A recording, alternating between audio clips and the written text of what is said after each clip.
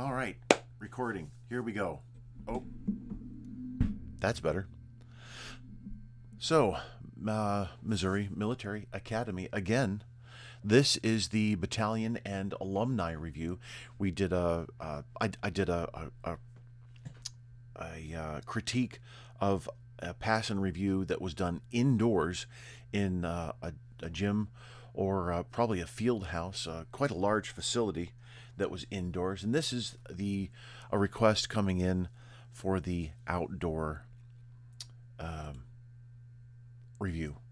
So this is their annual review. So haven't seen anything yet.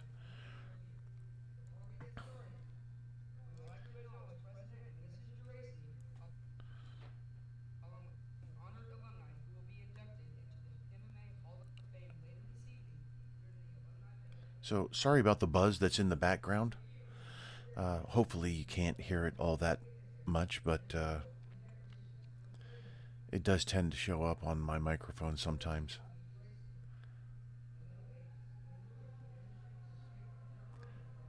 All right, so I'm going to try and skip ahead here to actual marching.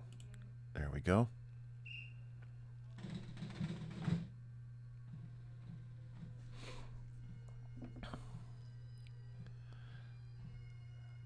The band leading everybody out. Cool. All right.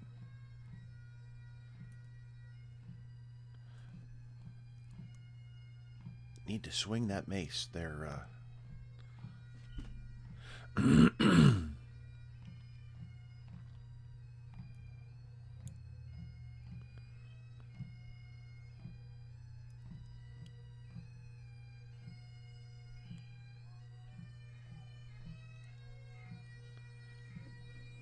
Good grip on the mace, though. I can say that. That's good. But I tell you what. So I don't have a mace anymore. I was regimental drum major for Nemi for a season. There. All right. So you're gripping with your right hand, which is I find interesting. That's okay. You can grip it with the right. I much preferred gripping with the left. And as I was marching, this was my marching step. And the action that I worked with the mace. Then there's also the you're going to bring uh, the mace up on the different steps 2 and 4, and then you come up here to on 2, and then sometimes up here on 4, up here on 2, 4, 2, 4, like that. Um,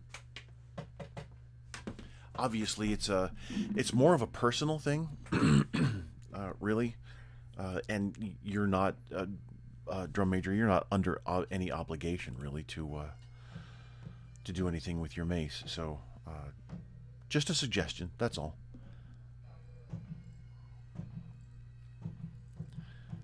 Holding the scabbard, like so many cadets do.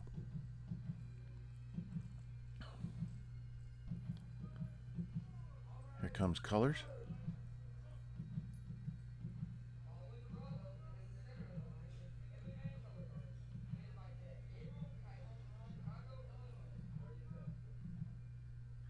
So look at your. I'm gonna have to back up here. So look at the harness sockets, and then look at the staffs. You're using metal staffs. Metal staffs aren't authorized. They're gold, so they're probably the telescopic, the junk. And I. This is not a personal dig at anybody. I understand why metal was made. It lasts a little longer than wood. Um, I understand why the telescoping staffs were made. It was probably through at least one flag making company that came up with the idea because of first responders, especially law enforcement officers. They already wear so much equipment that putting a colors harness underneath the belt that already has the shoulder strap, it's just too much. It just becomes too much. Very bulky. So I understand that. And then the harness sockets that they wear, they're I don't have an example with me. I have everything else in the box behind me, but not this. So the harness socket, um, and I don't have a colors harness. So anyway, the harness frame, it's not the square frame. It's more of the pointed kind of a, it looks like a badge almost, a big badge, and then the socket. Then the frame is the badge. The socket's here. The socket's plastic. Can't stand the plastic sockets. Honestly, they just they sound bad. They look bad. They don't offer the really streamlined professional look that I am used to. But then again, that's just a personal preference. You carry what you want. Um, there's no requirement as far as military schools are concerned inside the school, and then also as far as first responders are concerned. I'm just making recommendations. Much prefer the the frame that is rectangular, and then the metal socket, or the upside down heart, um, that the Marine Corps uses. Upside down, right side up. Now it completely escapes me. Anyway, the staffs here telescoping. So the first responders have uh, the sockets, or the whole colors harness frame and socket that only clips onto their duty belt, or the ceremonial belt, which is just a transfer over of the duty belt. So there's less up here, no harness material, so that it's less bulky, and completely understand that. But then it just depends. You've got color bearers who are varied in height, or even varied waist levels here, and those little straps that are on the frame can only adjust so much, maybe two, three, even four lengths, and there's only so much you can do. So then why not have the the telescoping staffs there? And I get it, totally understand that. Um, but when uh, but for military school, really what you need, you can see here that the sockets are pretty much uh, all at the same level, not bad at all. But the that's how we tell, because the requirement for a color guard, a military color guard, and again, this is inside the military school. You really should follow the Army guidance of the TC and the AR. Um, I would suggest that highly, because then you don't have to have two standards for inside the school and then also outside the school when you go to competitions. It just gets everybody on that level playing field. Um, anyway, you have the gold staffs. They're probably the telescoping staffs, so they're at different. It looks like they might be at different lengths, although the team's alignment right now isn't exact. Um, you come in looking like you're marching shoulder to shoulder, which technically you should be at close interval. But then again, this is the school's technique. It could be, and I get it. I understand that. Don't necessarily agree with it, but I understand it.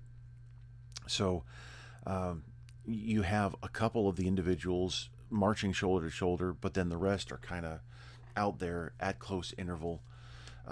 It's inconsistent, a little messy. Let's see. I don't know what the date. This is homecoming, so October, quite possibly.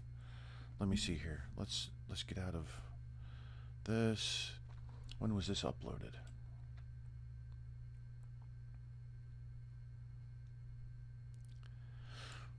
Um. Well, I don't. Okay. I don't see when it was uploaded. It doesn't seem to have a date, and information isn't. Oh, okay. No, never mind. October 1st. All right, so this is October 1st. There we go. So this is closer to the beginning of school, closer to the cadets possibly being a little more fresh and not as well practiced when we come into excuse me, when we come into homecoming. So that could be there could be several factors here as to why the team isn't as cohesive as it should be, or as I should say as we would expect. So some new members, staffs are a little bit of an angle left and right. It looks like um, shoulders kind of dipping with a couple of people. Arm swing looks pretty good for the guards, but there's a timing issue, there's a spacing issue, there's an alignment issue you can see. So most likely the team, if this is the same five, then the team has probably practiced much more by now.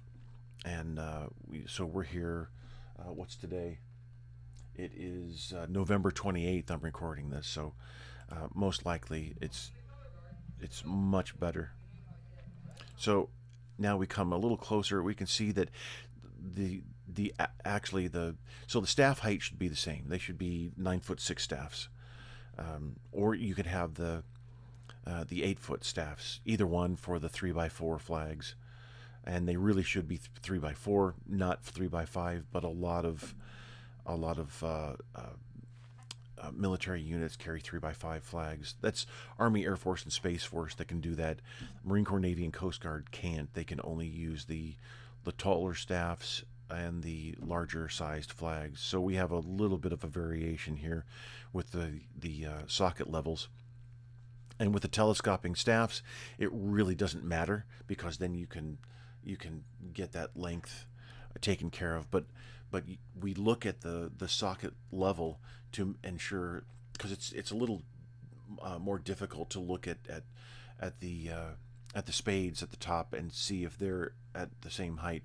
Looking at socket level, much easier, much easier. So when we look at socket level, we just naturally assume that since all the staffs are the same height or same length, then all the finials will be at that same level as with the socket. So, and that's not necessarily so because of the metal staffs here, and that are most likely, as I've said, telescoping, since they're gold.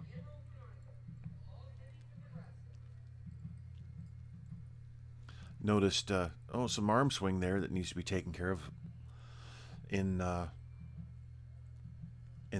platoon that just passed.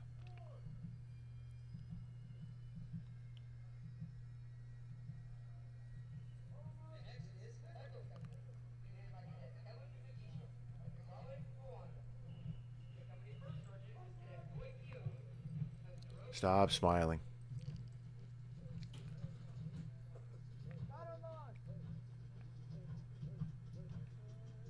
Ah, running to get into formation.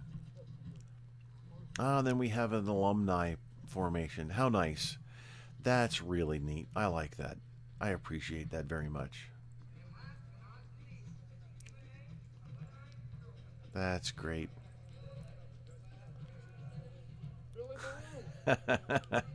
And they're armed.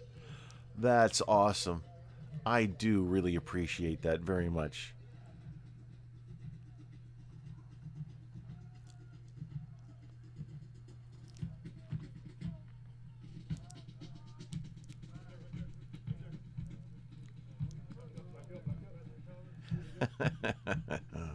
That's cool. Sorry, while I appreciate this moment here.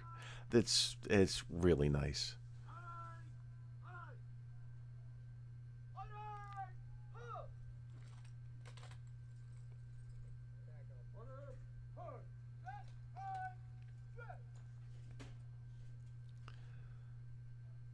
Kind of long.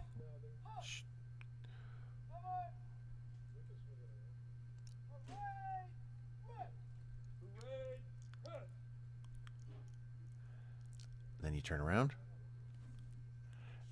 and Commander, you should be in front of your your guidon.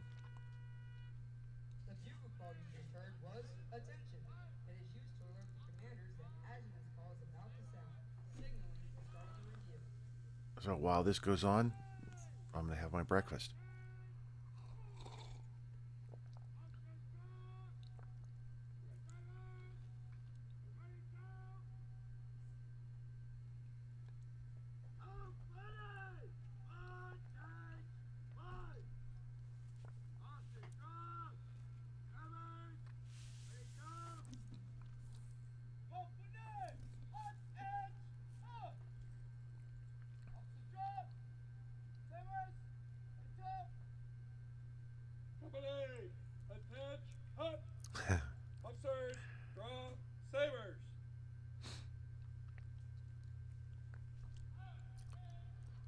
I don't know what the commands are after draw sabers. Are it's it seems like instructions, further instructions to keep the cadence going. The awkward adjutant's walk for the army. Very strange.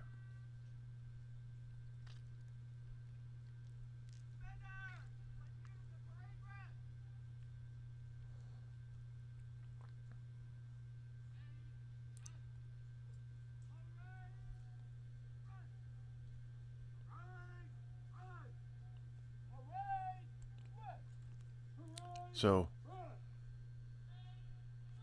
commanders, are you going to face about and call parade rest, or are you going to stand at attention and call parade rest? And face forward. So, really, what you should do is face about, call parade rest. Commands are echoed by facing forward.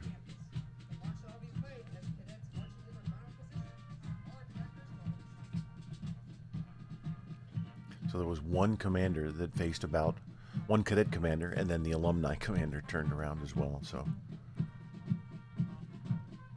this is the sound off. The band gets to march down.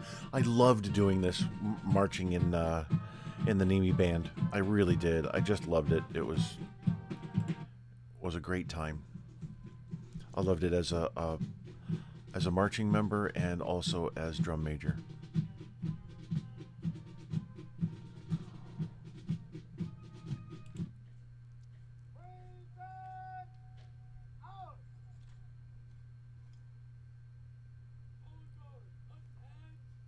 Thank you.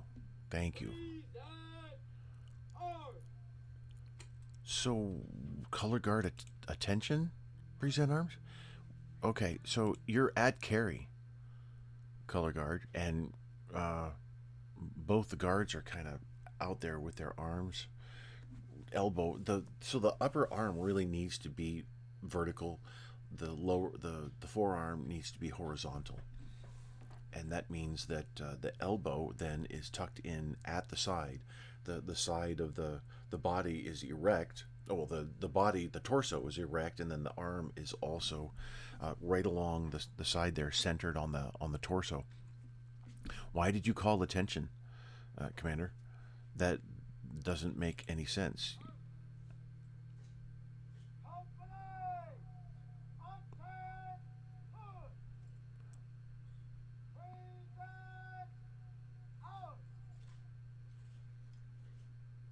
And now we're going to swing back. Yeah.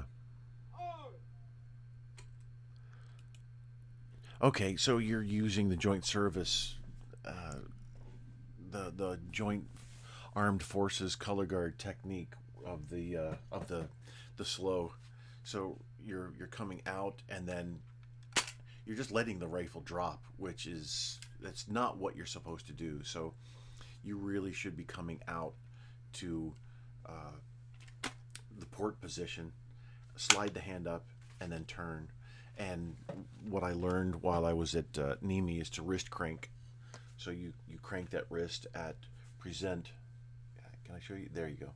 And then when you come to attention, or when you come to present, you twist. They twist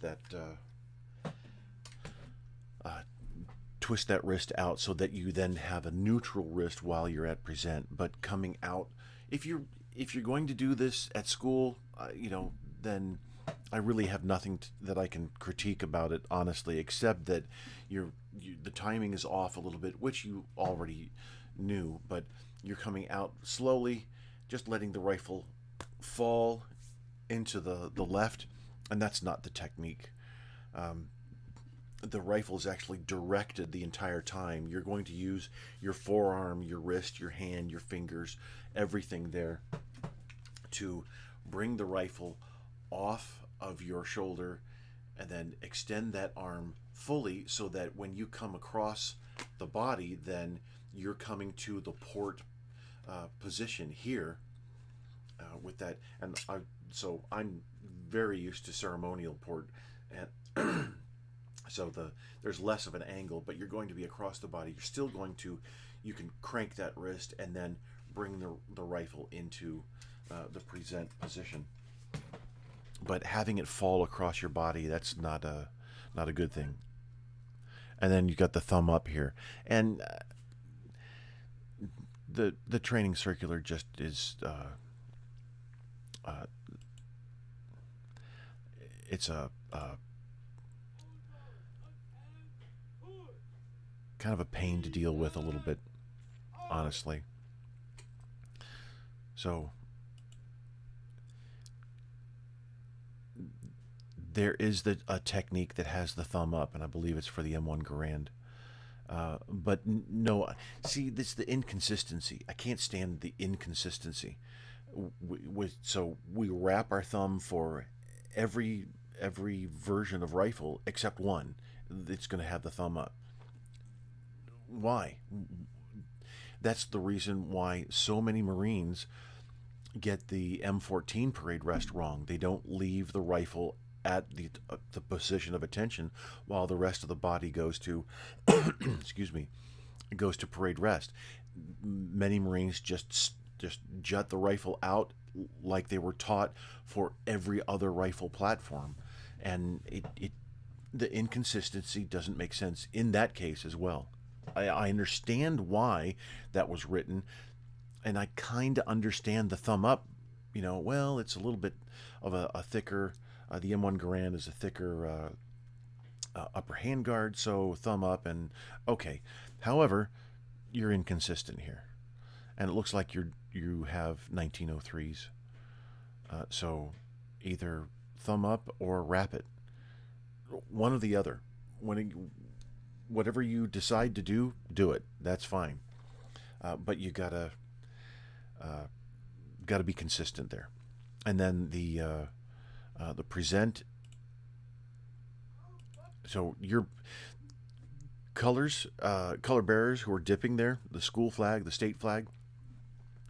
You're dipping in 3, which I'm very used to working honor guard for many years. It's what I teach as well when I go teach first responders. Dip in 3, back up in 3. It looks better. It feels better as well. But then it's not the technique that you use from the training circular. It's out in 1 and back in 1, and you're whipping the silk material, around doing that. But that's the technique. It's out in 1, back in 1.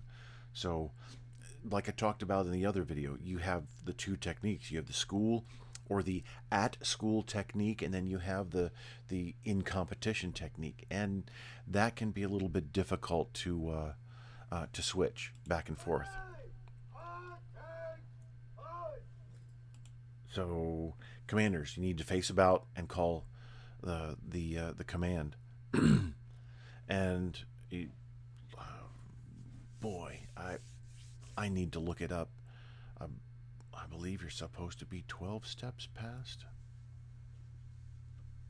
All right, so now I need to look it up. I'm going to pause the video, pull out the TC.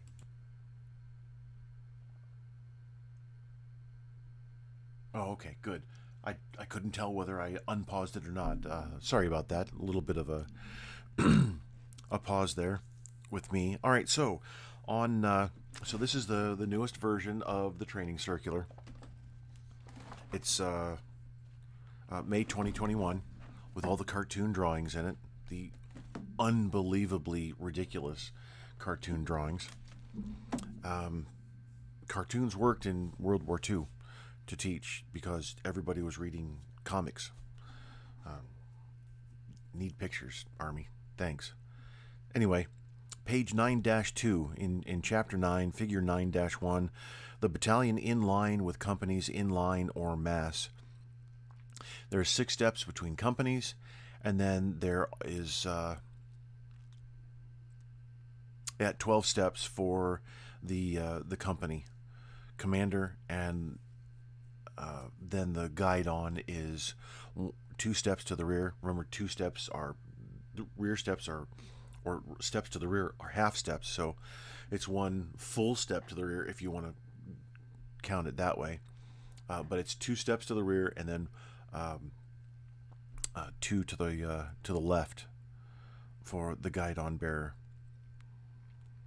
And it's 12 steps between companies where the color guard is. So there's no measurement from the color guard to the company. So if we go back here,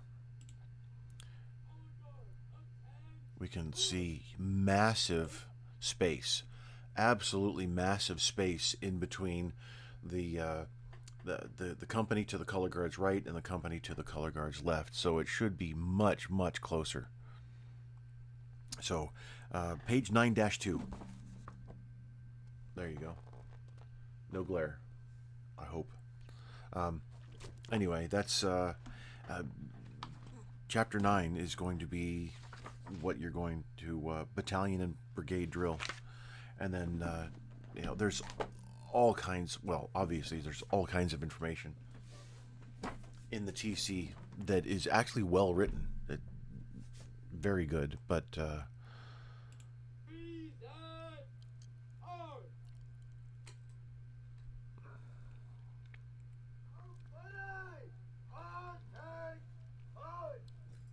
so, like I was saying earlier, commanders, you need to turn around, call your company to attention. When commands are echoed, you're facing forward, and then the command is echoed over the right shoulder. Commander, you're yelling out to the crowd in front of you.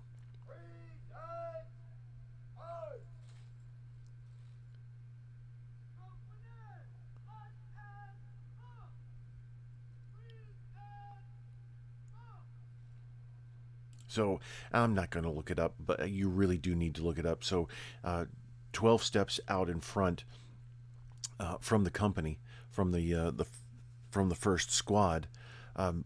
Oh, and also look at that. So we have a hand flare here, hand wrapped, no glove. It looks like hand wrapped, hand flared.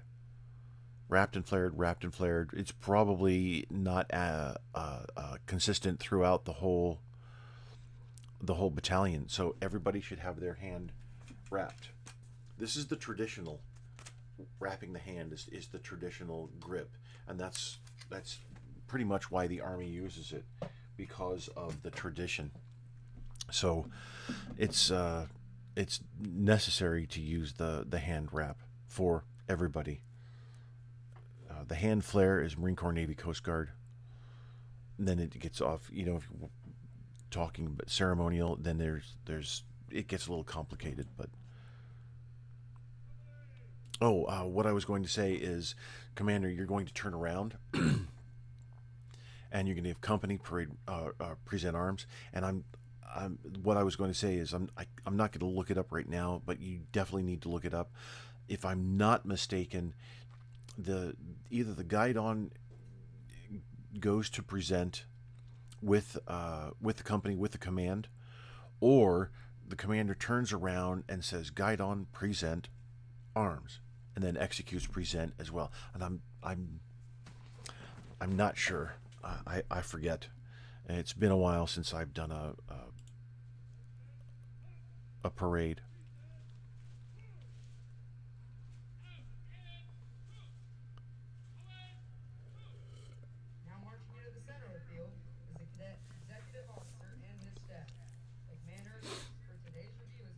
So all I heard was attention.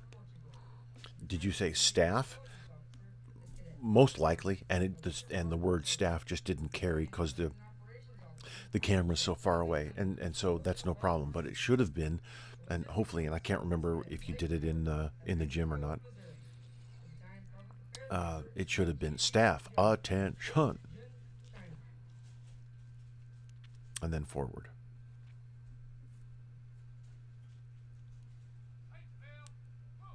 What a great campus! Holy cow!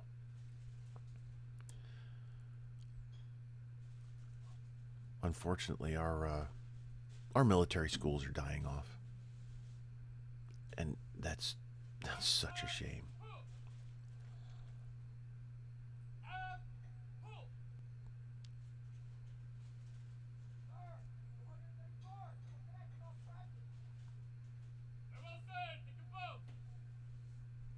Good, well done. Everybody's still holding their scabbards, like somebody's gonna rip it out of your hands.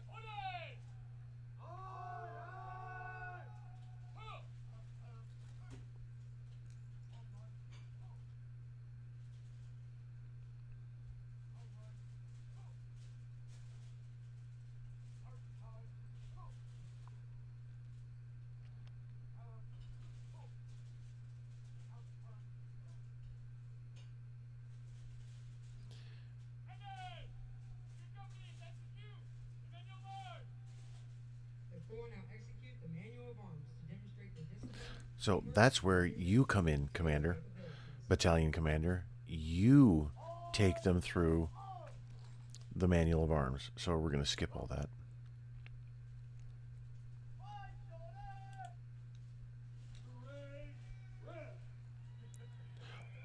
No, let's see, hold on. Got to see the alumni. Got to see the alumni. Actually, probably if I was on there, I would be practicing.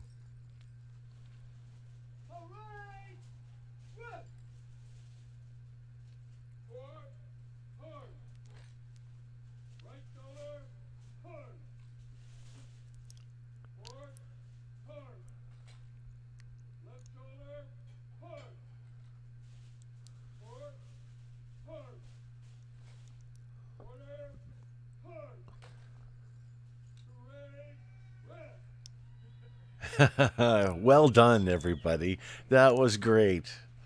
Good. That was really good. I appreciate that very much.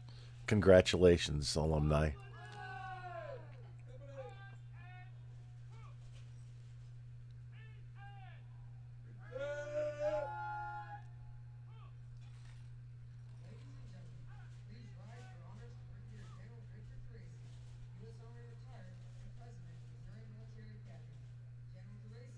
So, alumni guide on bearer should have cut the left hand away, but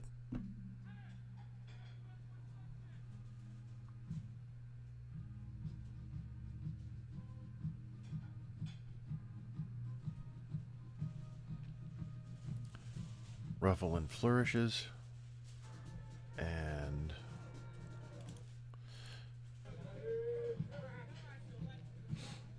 so the alumni review. Oh, so then this is all the alumni reviewing the formation, but I guess it's the anniversary of the graduates from each year who are actually in the parade.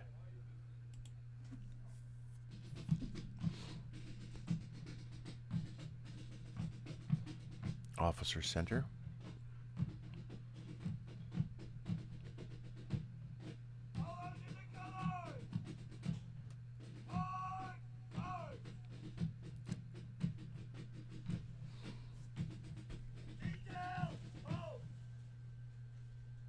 So you're not a detail, it's actually officers.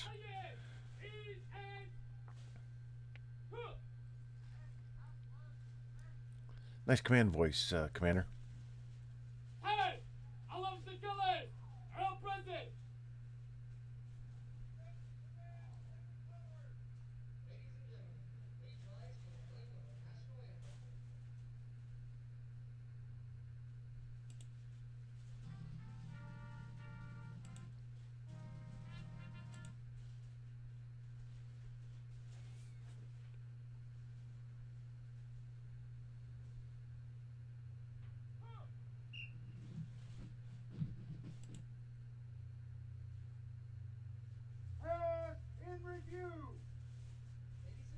Here we go.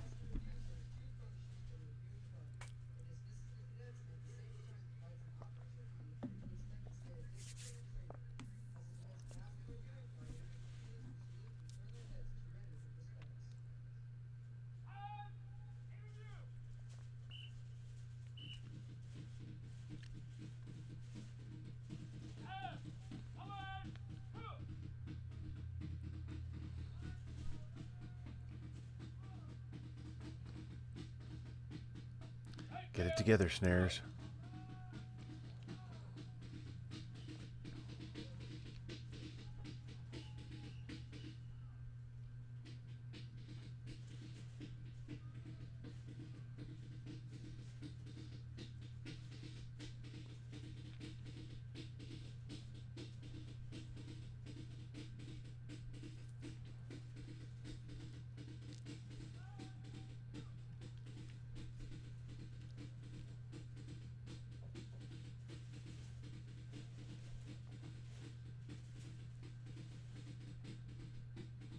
So for those of you who don't know, these are parade markers along here.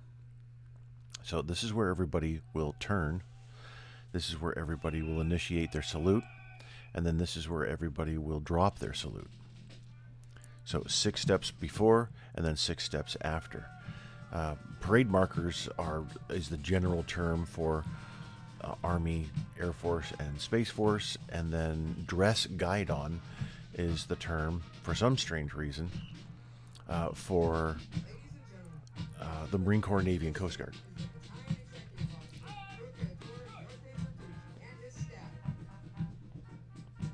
So it should be 6 steps. It looks like it's quite a bit more, honestly.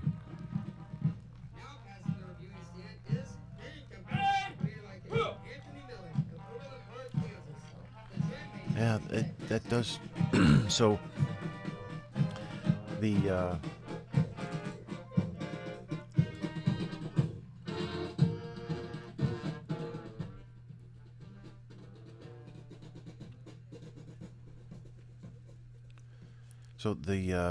the parade marker for the beginning of the salute.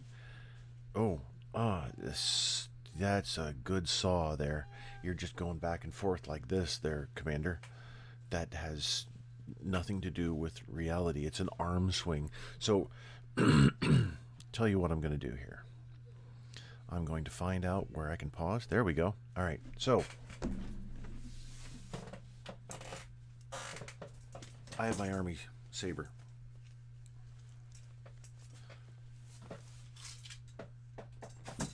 And push this back.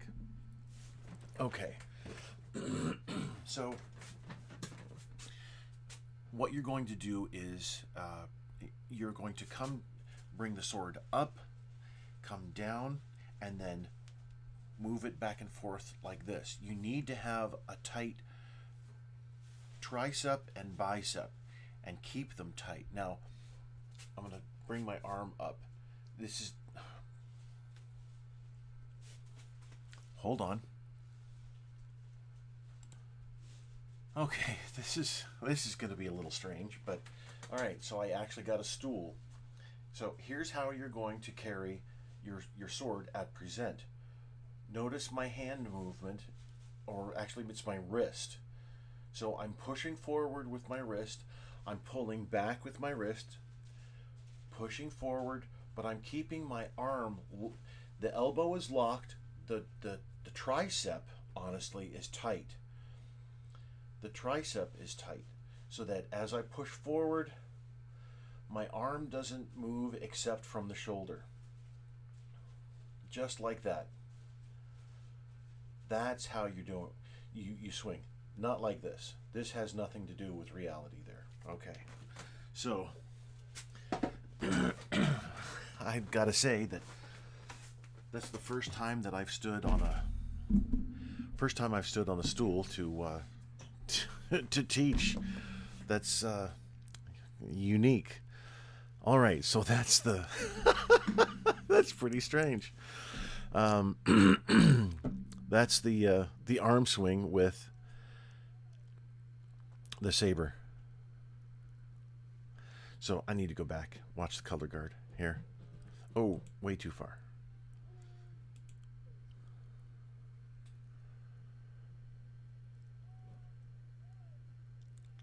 Did you start on eyes? Did you start dipping on eyes? I'm not sure. So look at your spacing here, colors. It's still quite inconsistent. Uh, Left rifle guard actually is the one who has kept the same distance. If you go back and look at the entrance, he's kept that same distance from the school flag bearer. But then the other flag bearers, all three of the flag bearers, you're quite inconsistent on the entrance and now the exit here. Now that's a better arm swing. Looking there at that commander.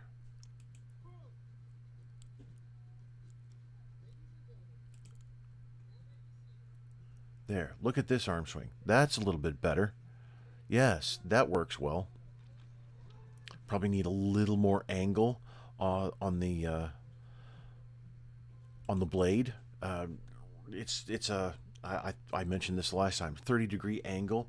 If you take, I was recommended to me. If you take a Coke can or a can of soda, place it on the ground, then that's the tip should rest right at that at the can. So if you stand at attention, go to present, and then place the can on the ground, place the tip, then rest the tip on the top there, and just hold that position. You'll get that muscle memory really quickly for at least present while you're static. Then when you're marching, you just have to keep the. How could you do that? Piece of wood, honestly, if you really wanted to do that, you could um, uh, have a piece of wood that is pushed up about 6 or so inches, and then just try and keep that sword tip at that level the entire time. I don't know. Anyway,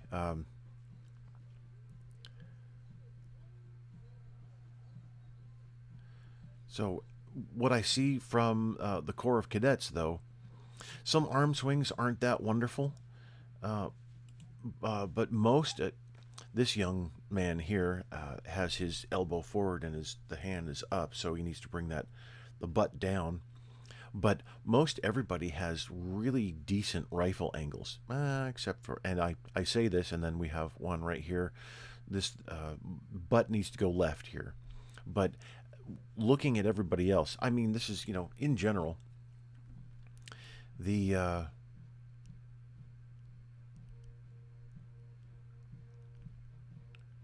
the Corps of Cadets has been trained fairly well.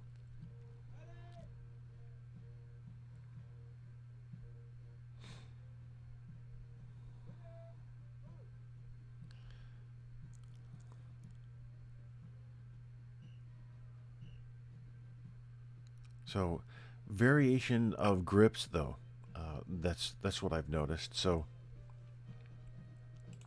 So before we get the alumni passing in front of us, I'll go over grip. So this is grip right here. Obviously, the rifle is much too high on my shoulder, and I want the camera to see this. So we're going to angle it down a bit. Okay, so here's the grip. Make your donut. Wrap your fingers around the so I put this is me, since my hand is of this size. I'm going to place the butt into the first bend of just under my knuckles. So you have your knuckles here. So just under the bend of the knuckles, these three fingers wrap around. The index finger and the middle finger split the butt of the rifle. So this is the heel. This is the heel, this is the toe, this is the butt of the rifle. So wrapped here, split there. So you can see the split. and you see your donut or your circle, whatever you want to call it there. That is the grip for the Army. And then also it's the grip for the Air Force as well when you're marching in a flight, an armed flight. We've It's a little odd. Historically, actually, the Air Force has followed Marine Corps almost everything. So usually we default to Army techniques. Here comes the alumni.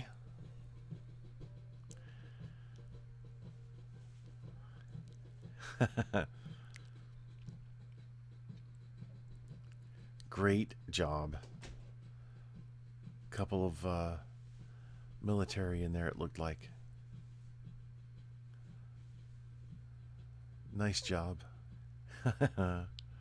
That was just great. I really appreciated that parade, and I appreciate getting asked to give a critique anytime. And boy, I'd love to visit the campus one day. Hopefully, I'll be driving by, going off to teach somewhere, and I can stop by and say hello. But several things to consider in there. My critique wasn't in depth or really that thorough. It was more of just some observations here and there. Get into the training circular. Read what's really supposed to happen. Even with the parade markers here, the first salute marker way out there only should be 6 steps beyond. So the general looks like he might be centered on the box here that's over at the side, which is really nice, beautiful facilities here, just fantastic. But then if you wanted to, since there are more distinguished visitors in there, you're probably going to go 6 feet from the edge of the box. The edge of the box, probably, I'm just guessing, it would be here. So then, or not 6 feet, but 6 paces. Then that parade marker there, that salute marker, really needs to be about here and not way back there. And then the salute marker that is for the finishing of the salute needs to happen so that when the whole company, the last rank of the company, has entered the 6 paces away area, it's not exact, just more of a general area.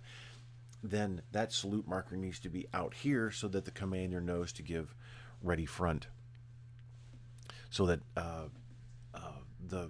the whole company is, they're not passing, and half of them aren't rendering that the honors to the dignitary or dignitaries. So anyway, there's lots to learn in the training circular as far as parades are concerned. Some general techniques across the Corps of Cadets that need to be tightened up, and the training circular really needs to be required reading for those who are going to be trainers. Everybody should be reading that, and if you're a squad leader or anybody above, you need to be reading that training circular, and then anything else that the school has deemed necessary to know. Color Guard Commander, you need to know the training circular. Lead Guard especially, you also need to know it. But then you also need to know AR 806. Hold on.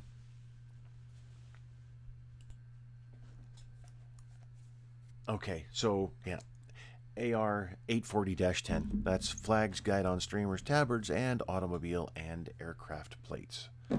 So lots of good information in there. You've got to know what you're talking about when you're especially when you're a trainer. In my time in the service, my last 7 years, I was a unit training manager, and I was supposed to make sure that everybody who was in a training position knew what they were doing. Everybody in upgrade training was following that course, and then whoever was a trainer knew what they were talking about when they were training. So it's big responsibility. Rank has its privileges, definitely, but all rank has major responsibilities. Positional responsibilities increase as you make it assistant squad leader, platoon sergeant, platoon leader, all the way up. It just keeps going. The responsibilities increase to where you have responsibility to ensure that all the training is happening to the best of your ability for everybody underneath your charge. And at a school, that can be just a couple of people, or it can be a large amount. And it's the same way in the military. It can be just a couple of people, or it can be a larger amount, just depending on your rank or your position. So, anyway, hope all of this has been helpful. You have any questions, please let me know. Thank you very much.